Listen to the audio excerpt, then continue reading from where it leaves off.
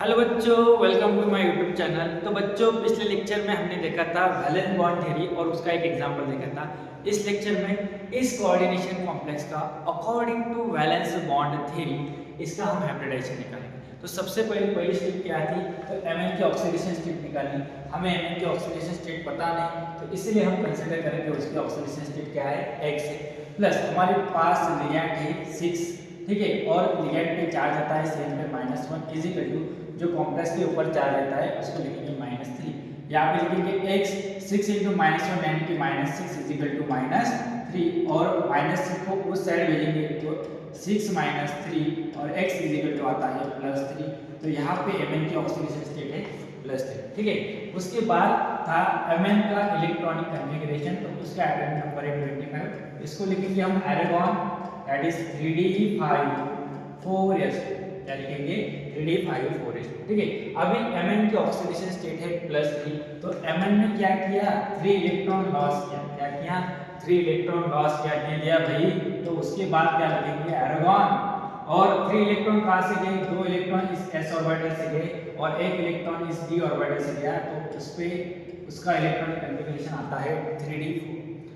Mn plus 3 का electron configuration आता है 3d4। तो अब क्या करेंगे, 3d के ऑर्बिटल निकालेंगे। d ऑर्बिटल कितने लेते हैं? 5, दैट इज 1 2 3 4 और 5। उसके बाद आता है 4s ऑर्बिटल, s का ऑर्बिटल रहता है 1, और 4p ऑर्बिटल, p के ऑर्बिटल रहते हैं 3, ठीक है। अभी d में 4 इलेक्ट्रॉन है, तो अकॉर्डिंग टू हर्ट्ज रूल हम फिल करेंगे 1 2 3 और 4। अब जब इस कॉम्प्लेक्स का एक्सपेरिमेंटल स्टडी किया गया था, तब हमें ये पता चला कि इसके पास, ठीक है, इसके पास 2 अनपेड इलेक्ट्रॉन है। क्या है? 2 अनपेड इलेक्ट्रॉन है, और ये क्या था? पैरामैग्नेटिक था। ये क्या था? पैरामैग्नेटिक था। इसके पास 2 अनपेड इलेक्ट्रॉन है। इसका मतलब क्या कि सिर्फ एक यही इलेक्ट्रॉन है वो पेयरिंग में गया। उसके बाद क्या लिखेंगे? उसके बाद हम लिखेंगे इसका 1 2 3 4 और 5, ये इलेक्ट्रॉन पेयरिंग में गया और 2 इलेक्ट्रॉन एज इट इज थे। उसके बाद s का एक ऑर्बिटल एज इट इज और 4p के ऑर्बिटल एज इट इज। इसको लिखेंगे हम 3d, अगेन 4s और 4p। ये बाद में बताएंगे 2 इलेक्ट्रॉन क्यों अनपेड रहेंगे, ये बाद में बताएंगे। सबसे पहले देखिए, अब हमारे पास लिगैंड है 6। कितने लिगैंड है? 6, और इस लिगैंड के पास एक नेगेटिवली चार्ज है, और दोनों पे भी बोल सकते हैं हम उसको, ठीक है। नेगेटिवली चार्ज है 3 4 5 और 6, ठीक है। अब क्या करेगा, हमारा जो पहला पोस्टुलेट था, लिगैंड क्या करेगा, उसकी लोन पेयर है नेगेटिव चार्ज मेटल के वैलेंस ऑर्बिटल में डालेगा, और यहाँ पे क्या कर सकता है, हम अलग पेन से दिखाते हैं उसको, ठीक है। यहाँ पे उसके 2 इलेक्ट्रॉन लिगैंड के यहाँ पे कोऑर्डिनेशन बॉन्ड फॉर्म करते हैं। इसके 2, इस CN के 2, इस CN के 2, इस CN के भी 2 और इस CN के भी 2। तो यहाँ पे हाइब्रिडेशन कौन सा इन्वॉल्व होता है? D के 2 ऑर्बिटल और s का 1 और p के 3, तो इसका हाइब्रिडेशन आता है d2sp3। अब देखो, इसके वजह से इसका कंक्लूजन क्या आया था कि जो Cn है, तो Cn ने क्या किया था, सिर्फ एक ही इलेक्ट्रॉन को पेयर किया था। मतलब एक भी इलेक्ट्रॉन को अगर पेयर करता है तो Cn क्या आता है? स्ट्रॉन्ग फील्ड लिगैंड है।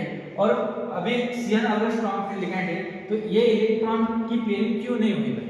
ये इलेक्ट्रॉन की पेयरिंग क्यों नहीं? तो इसका आंसर है CFT में, दैट इज अगले वाले थ्योरी में, उसको बोलते हैं हम क्रिस्टल फील्ड थ्योरी। तो इसको शॉर्टकट में लिखते हैं CFT।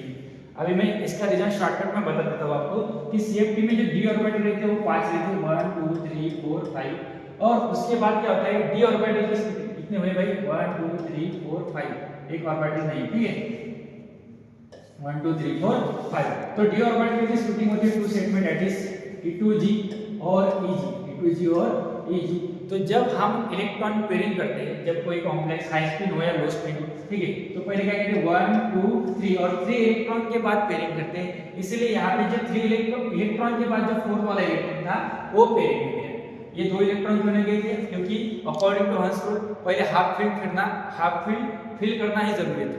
इसलिए समझ में आई बात? तो इसकी हाइब्रिडेशन आती है d2 3, और ये क्या है? पैरामैग्नेटिक है, और इसके पास क्या है? 2 अनपेयर्ड इलेक्ट्रॉन है। अब इसकी मैग्नेटिक मोमेंट आप निकाल सकते हैं, क्योंकि फॉर्मूला क्या है? √n in bracket n plus 2, ठीक है।